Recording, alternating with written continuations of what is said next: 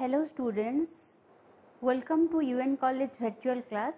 Myself Swarnalata Patra, lecturer in IT. Today I am going to discuss about MySQL constraint.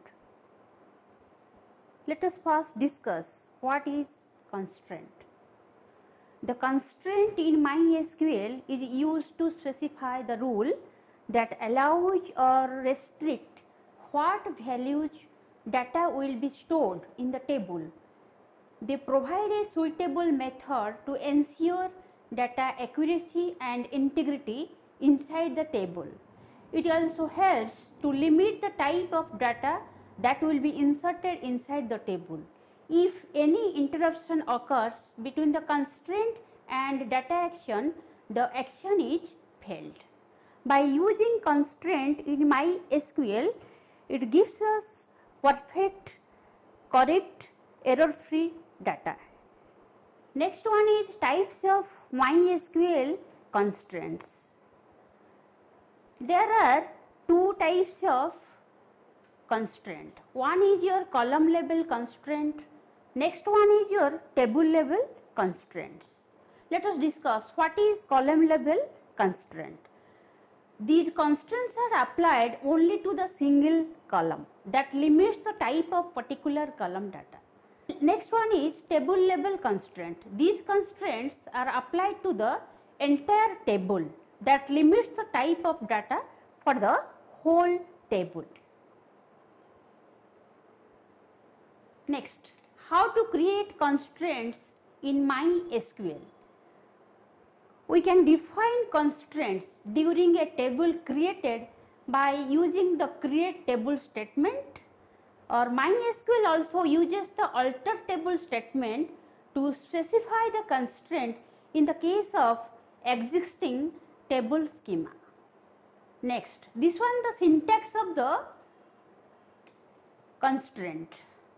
How to use constraint in the column.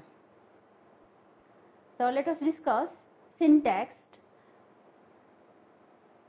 First create table, then new table name, then column name, then data type and then constraint, then comma, then next column name 2, data type, constraint, then next column name 3, data type, constraint. Next, you can also use number of column and data type and constraint. Let us first discuss about not null constraint. This constraint specifies that column should not have any null value or empty value. So, the use of null constraint, let us take an example. Here I just use a table named as student 3 and field name is roll number, name and address, to show the use of not null constraint. Create table, table name is student 3, roll number is field name, and here integer is data type for roll number and name is another field name, and varchar is data type for the name field, and here not null is also used for name field, and again address is the another field and varchar is the data type for address, and here not null also used as another constraint. Okay.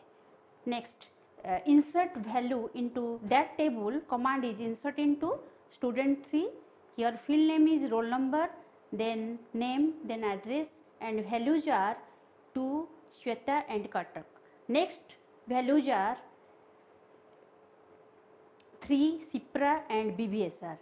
Then next value is 4, null and null. Okay. Let us run this command.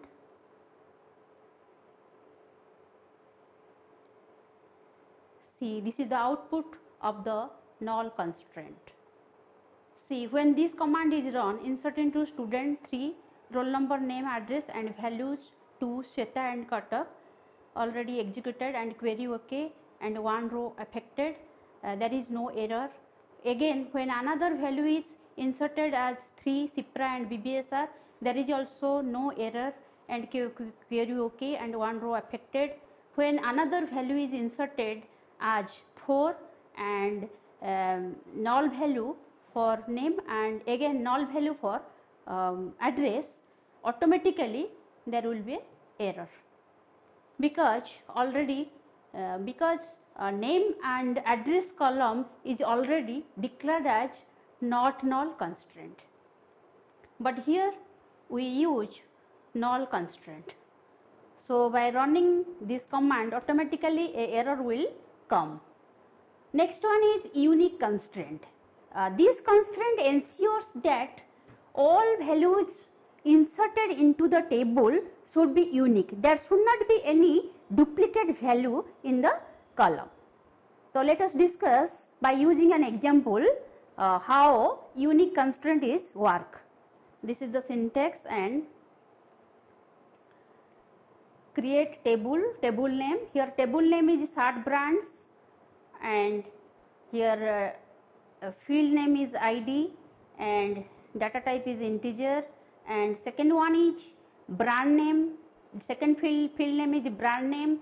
This is for brand name data type is varchar, and another constraint is used here unique. Next field is size and data type is varchar. Okay. Then by execute the queries below to understand how it works. See, to insert value into that table, command is insert into table name. Here table name is sort brands and column name is ID, brand name and size, and values are 2, pantaloons and 38, and next values are 3, Peter, England, and size is 40, and again next value insert into that table is 4, Peter, England and 35. See the output of this unique constraint. This is the output of unique constraint. Create table sort brands. Here ID, just constraint is here unique. Unique constraint is used for brand name, and command for insert value into that table is insert into sort brands, ID, brand name, size, and values are 2, pantaloons 38, query OK, and 1 row affected. Next value are 3, Peter, England 40. This is also correct, query OK, and 1 row affected. And again next value is insert into sort brands, ID, brand name, size, and values are 4, Peter, England and 35. Here Peter, England is repeated. Here brand name is repeated, but for brand name unique constraint is used. Okay. After running this command, a error will become because here Peter, England is repeated. Okay. But it already declared as a unique constraint. This is the error after running this command. Next one is check constraint. It controls the value in a particular column. It ensures that the inserted value in a column must be satisfied with the given condition. In other words, it determines whether the value associated with the column is valid or not with the given condition. This is the syntax check expression. After the version 8.016, MySQL uses the check constraint for all storage engine, that is table constraint and column constraint as given below. Let us understand how a check constraint works in MySQL. For example, the following statement creates a table portions that contains check constraint on the edge column. The check constraint ensures that the inserted value in a column must be satisfied with the given conditions. Means the age of the person should be greater than or equal to 18. The use of the check constraint. This example show the use of the check constraint. Create table persons. Here ID is the field name and integer is the data type. Not null is the another constraint and name is the another field name and varchar is the data type for the name, and again not null is the constraint, and here age is the another field name and data type is integer and check is the constraint, and this is the condition age greater than equal to 18. Next, execute the listed queries to insert the values into the table. Next, inserted value into the table is 1 Robert 28, then 2 Joseph 35, 3 Peter and 40. Next value is 1 Robert and 15. Let us see how it work after execution of this constraint. See, this is the output for check constraint.